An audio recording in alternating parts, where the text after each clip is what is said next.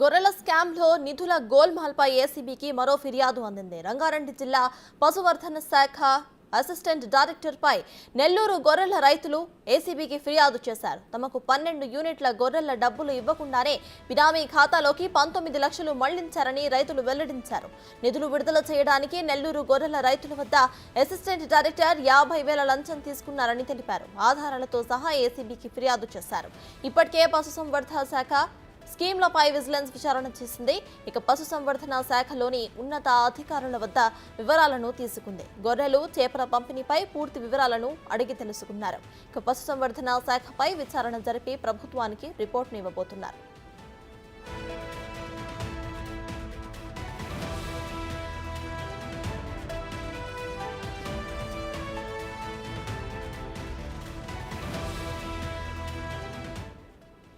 ఇదే విషయంపై పూర్తి డీటెయిల్స్ మా ప్రతినిధి రాణా అందిస్తారు. రాణా, చెప్పండి, ఈ గొర్రెల స్కామ్ కేసులో ప్రెసెంట్ ఏపీలో కూడా గొర్రెల స్కామ్ కేసు నడుస్తోంది. అయితే అక్కడ అప్డేట్స్ ఏంటి?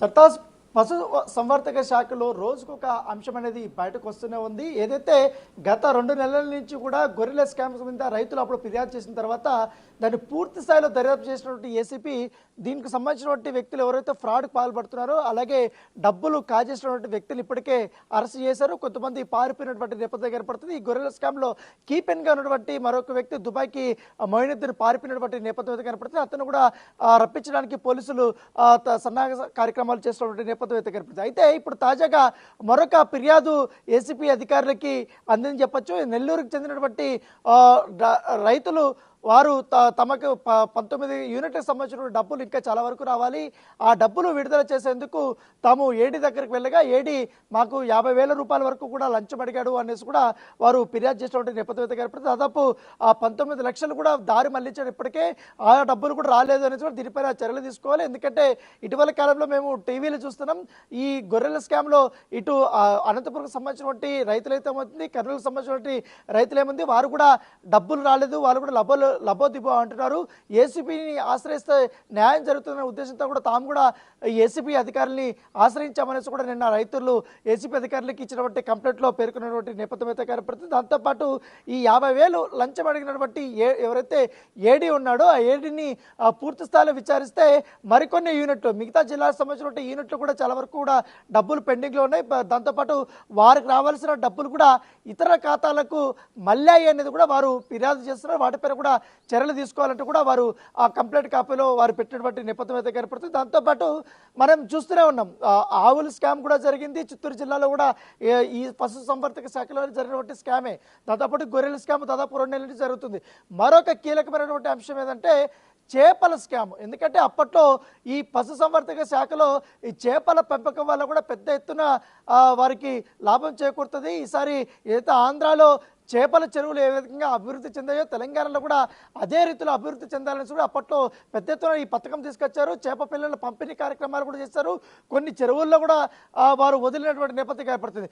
దాంట్లో కూడా చాలా పెద్ద స్కామే జరిగింది. దాదాపు 1,000 కోట్ల రూపాయల స్కామ్ జరిగింది అనేసి కూడా ఏసీపీ అధికారులకి ఒక ఫిర్యాదు అందింది. దాని తగ్గట్టుగా ఇప్పటికే దాని మీద విజిలెన్స్ అధికారులు కూడా పూర్తి సమగ్రమైనటువంటి దర్యాప్తు కూడా చేస్తున్నటువంటి నేపథ్యం అయితే కనపడుతుంది.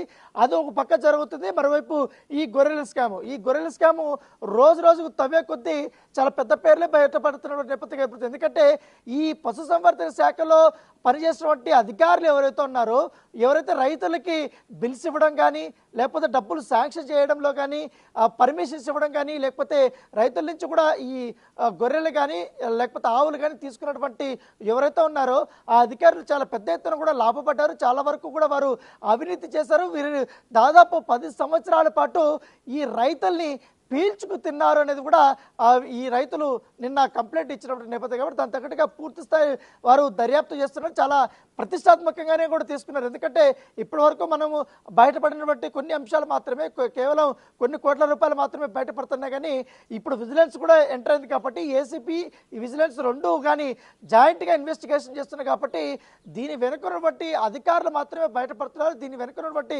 అతిపెద్ద తిమింగలం ఒకటి ఉంది. దాని తగ్గట్టుగా దాన్ని బయటకు రావడం కోసం ఈ యొక్క ఎవిడెన్స్ అంతా కూడా ఇప్పటికే ఏసీపీ అధికారులు వారు కలెక్ట్ చేస్తున్నటువంటి నేపథ్యం ఏర్పడుతుంది. త్వరలోనే మరో 2 వారాలనే బిగ్ సెల్ఫిష్ నేమ్ అనేది బయటపడుతుంది అనేసి కూడా ఏసీపీ అధికారులు సర్కిల్లో మనకు వినిపిస్తున్నటువంటి పరిస్థితి ఏర్పడుతుంది. సో ఇది కేవలం ఒక చిన్న కేసుగానే మేము పరిగణించడం లేదు, చాలా ప్రతిష్టాత్మకంగా తీసుకున్నాము. దీని తెవ కొద్దీ కూడా రోజుకు ఒక అంశం బయటపడుతున్నాయి. ఇంకా చాలా మంది రైతులు కూడా వారు వస్తున్నారు. కొంతమంది రైతులతో కూడా రైతులు అండ్ అధికారులు కూడా కుమ్మక్కమైపోయి వారికి కొన్ని లంచాలు ఇవ్వడము, లేకపోతే పర్సంటేజ్లు ఇచ్చి కొంతవరకు కూడా వారు సేఫ్ జోన్లో ఉన్నట్టుగా తెలుస్తుంది. వారంతా కూడా నోరు తెరవటం లేదు. కాకపోతే ఎవరైతే నిజంగానే భారీ స్థాయిలో కూడా మోసపోయి సంవత్సరాల కోసం ఎదురు చూసినా కూడా డబ్బులు రాక వారు కూడా అప్పులు చేసి చాలా ఇబ్బందులు పడిపోయినట్టు వాళ్ళందరూ కూడా ఈ కొత్త ప్రభుత్వం వచ్చిన తర్వాత తమను ఆదుకుంటారనేసి ఆశతో వారు వచ్చారు. వారు ఇచ్చినటువంటి వాళ్ళకి ఏదైతే అనుకున్నారో దానికి తగ్గట్టుగానే ఇప్పుడు ఫలితాలు కూడా వస్తున్నాయి. ఎందుకంటే వారు ఇచ్చిన ఫిర్యాదుని చాలా సీరియస్గానే తీసుకున్నారు. పోలీసులు సీరియస్గా తీసుకుని కేసులు నమోదు చేశారు, అరెస్టులు చేశారు. వారికి రావాల్సిన డబ్బులు ఏ విధంగా రావాలి అన్న దానిపై కూడా వారికి న్యాయం చేసే విధంగా కూడా చర్యలు తీసుకుంటున్న నేపథ్యం ఏర్పడుతుంది.